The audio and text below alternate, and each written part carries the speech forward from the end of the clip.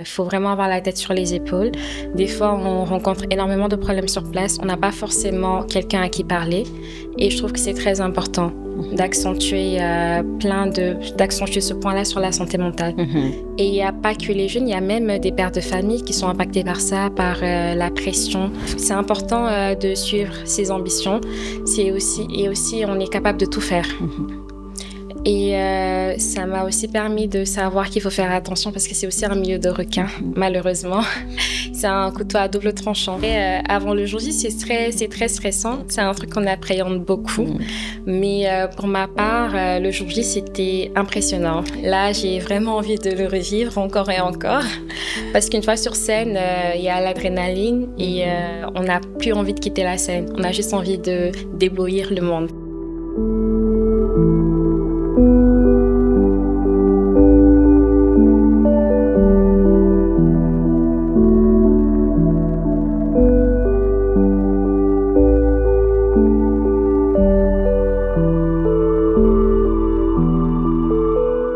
Bonjour à tous, bienvenue sur Emma, écoute-moi aussi, l'émission qui vous donne la parole.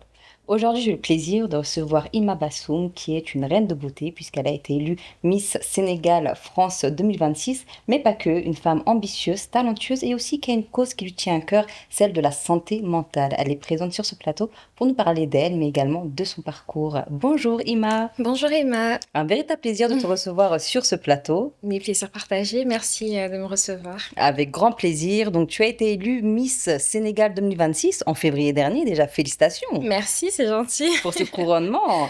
Merci beaucoup. Alors, qu'est-ce que ça représente pour toi de justement avoir été élue la plus belle femme du Sénégal en France? Pour moi, c'est une très grande responsabilité parce que ce n'est pas juste une question de beauté. On a tendance à mélanger les choses. Quand on parle de Miss, on s'attend forcément à une personne très belle, etc. Mais je me dis que c'est beaucoup plus que ça. Parce qu'en tant que Miss, je dois être un exemple pour le Sénégal, pour la jeune population.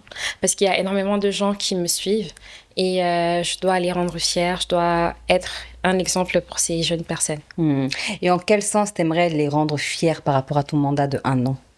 Aujourd'hui, en tant que Miss Sénégal France 2026, j'aimerais que les jeunes fassent vraiment attention à la santé mentale. Parce qu'en plus, c'est sur ça que porte mon projet humanitaire. J'aimerais que les jeunes se soutiennent, qu'ils n'émettent pas de jugement entre eux. Parce que une simple parole peut vraiment avoir des impacts très graves sur autrui. Et pourquoi la santé mentale en particulier? Parce que je trouve qu'il y a énormément de personnes qui sont touchées par ça. Et moi en première, parce que j'ai quitté le Sénégal pour un autre pays. C'était très compliqué parce que je n'ai jamais quitté ma famille et encore, j'étais très attachée à ma famille. Donc pour moi, c'était compliqué de rejoindre un autre pays où il y a une différence culturelle. Et en plus, il y a énormément de démarches administratives. On est exposé en plus. C'est très compliqué. Et surtout quand il n'y a pas forcément d'accompagnement sur place. Effectivement. Et surtout quand c'est aussi une culture complètement différente de la tienne. Exactement. C'est très différent et faut vraiment avoir la tête sur les épaules.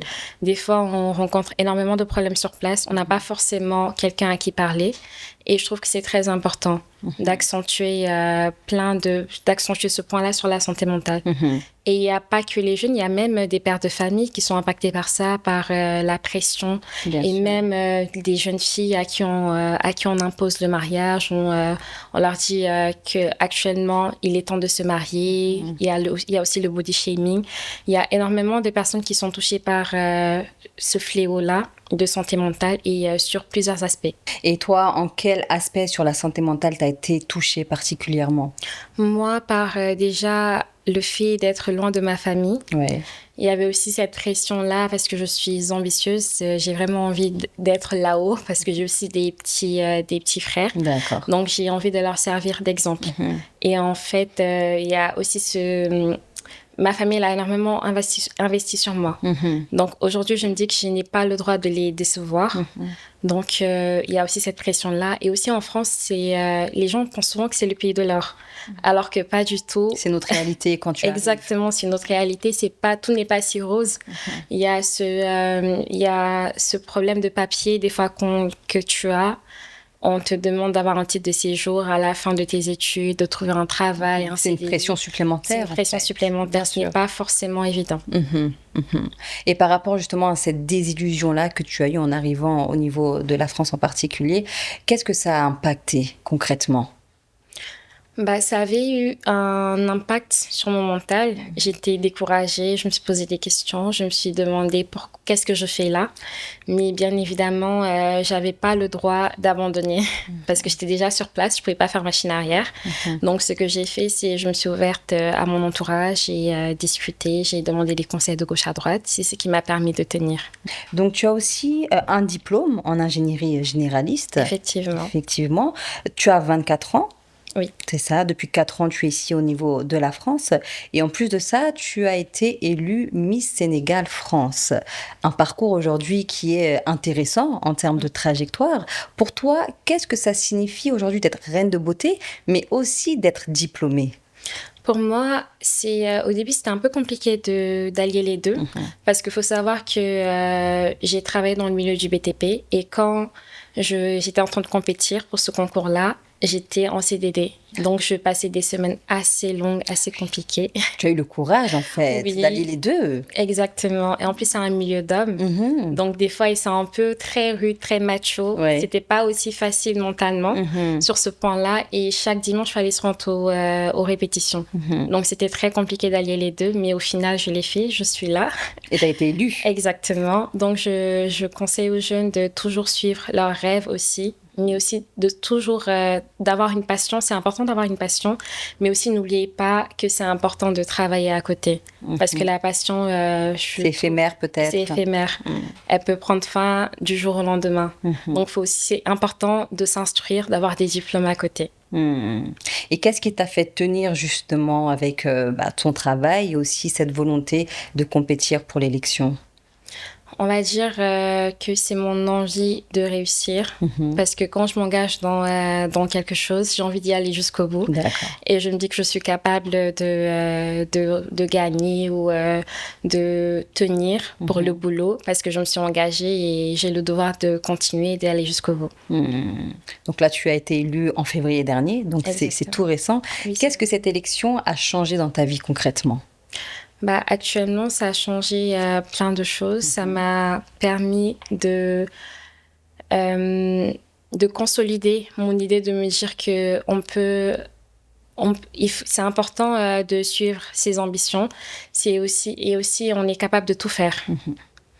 Et ça m'a aussi permis de savoir qu'il faut faire attention parce que c'est aussi un milieu de requins, malheureusement. C'est un couteau à double tranchant.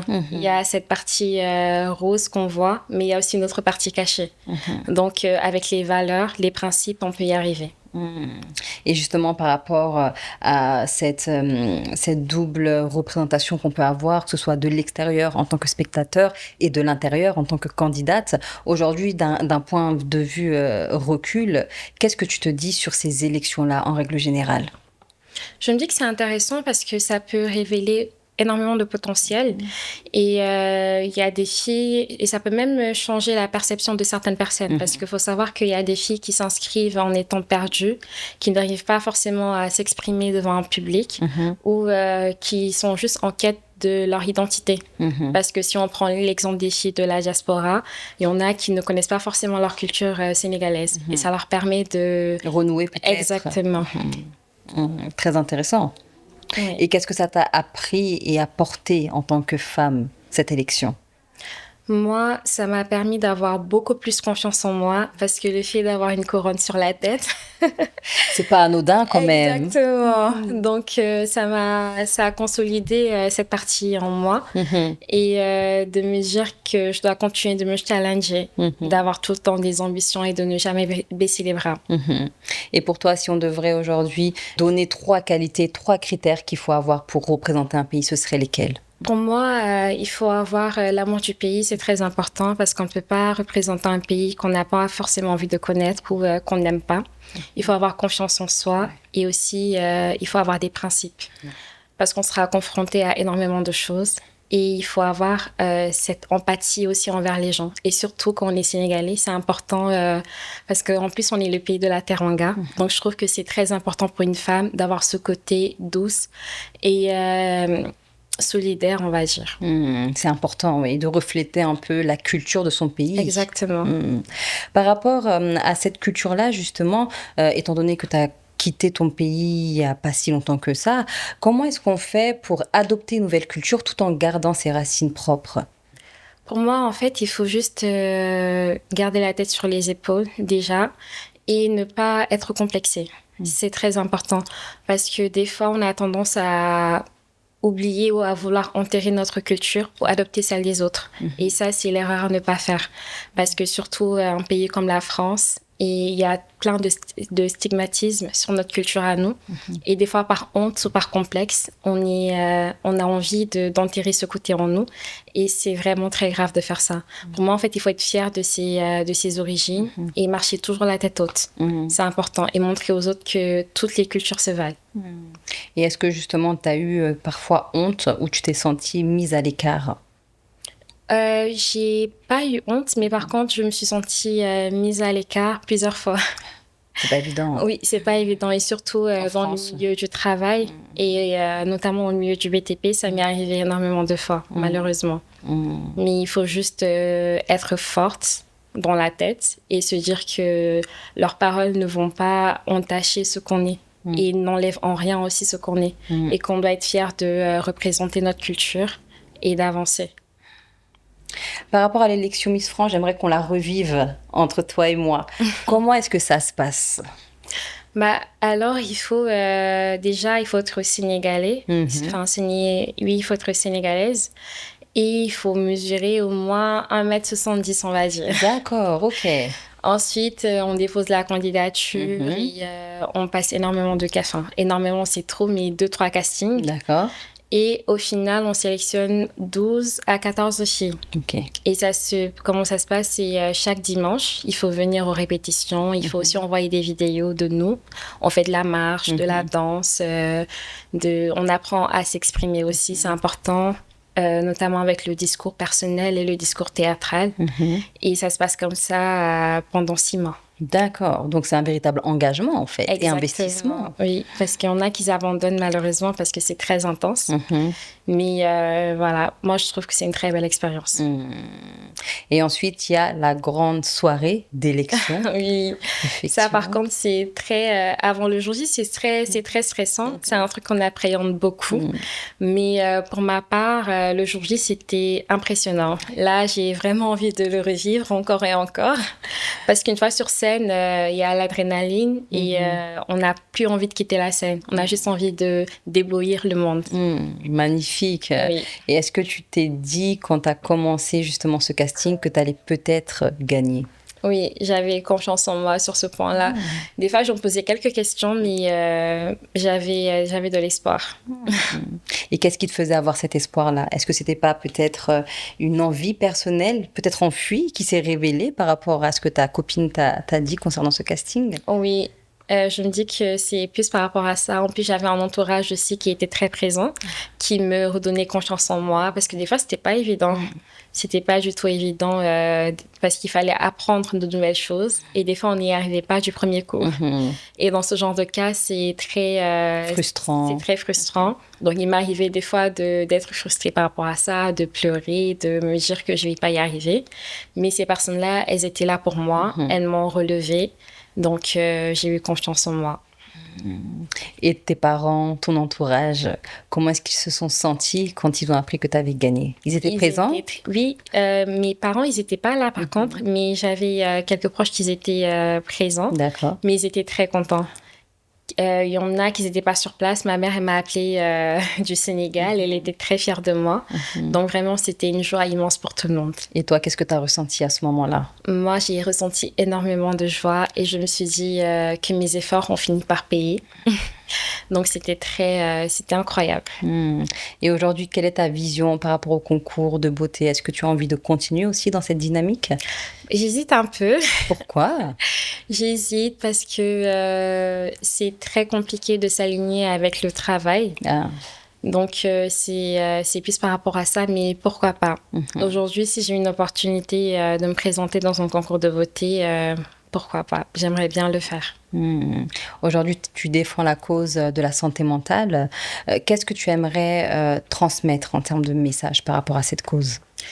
J'aimerais dire aux gens de s'occuper de leur santé mentale parce que ce n'est pas une honte d'être submergé par quelque chose. Ce n'est pas une honte aussi de s'ouvrir aux gens. Et surtout ici au Sénégal, je trouve que c'est un sujet assez tabou, la santé mentale. Et pour eux, en fait, c'est très grave d'aller voir un psychologue, par exemple.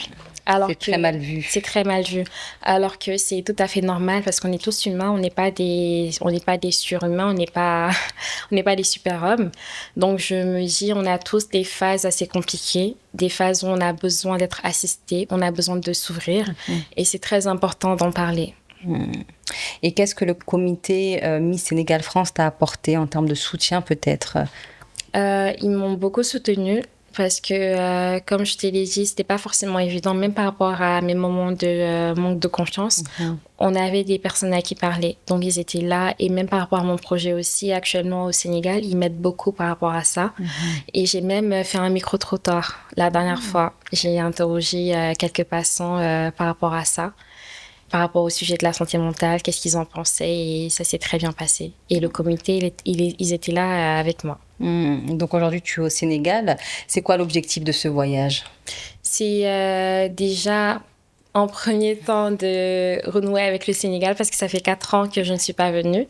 Et l'objectif principal, c'est mon projet humanitaire. Parce que j'ai vraiment envie de l'émanciper, de montrer au Sénégal, à la population sénégalaise, que c'est un sujet qui touche énormément de personnes et qu'il faut vraiment en tenir compte. Et quand tu es revenue après 4 ans au niveau du Sénégal, est-ce que tu as vu des changements peut-être?